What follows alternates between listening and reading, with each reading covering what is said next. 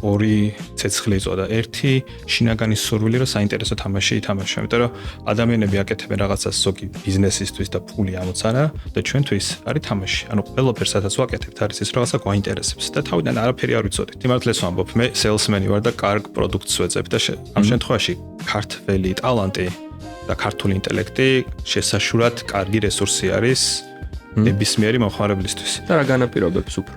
მე ვფიქრობ, ეს არის კულტურის ნაწილი და ისტორიის ნაწილი. თუ კარგ კომპანიაში მოხდი და იქ ბევრი შესაძლებლობა გაქვს, ქართველი, შენი თანამშრომელი კი არ ხდება, შენი გუნდის წევრი ხდება და არ მიგატოვებს. ბოლომდე ლოიალური არის, ძალიან სწრაფად იზრდება და თუ რაღაცა არასწორი არის, მოვა და გეტყვის. და ეს ძალიან კარგად ჩანს, მაგალითად რომ შევადაროთ ევროპელ და დასავლურ მენტალობას, ანუ ემოციური ერი ვართ და აი დღესაც ნებისმიერ ბიზნეს შეხვედრაზე სადაც არა წახვიდე, ემოციას მიყავს. ან ნარატივი არის ძალიან ემოციური.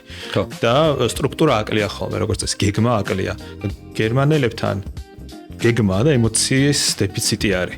და ჩვენ ვართ ამის მიქსი, ჩვენი კომპანია, ჩვენი გუნდი და ან მართლა უძლეველი ხდები, იმიტომ რომ შეგიძლია დაგეგმო და ემოცია ჩაასხა. ვერავინ ვერ გეჯობებს, არ არსებობს.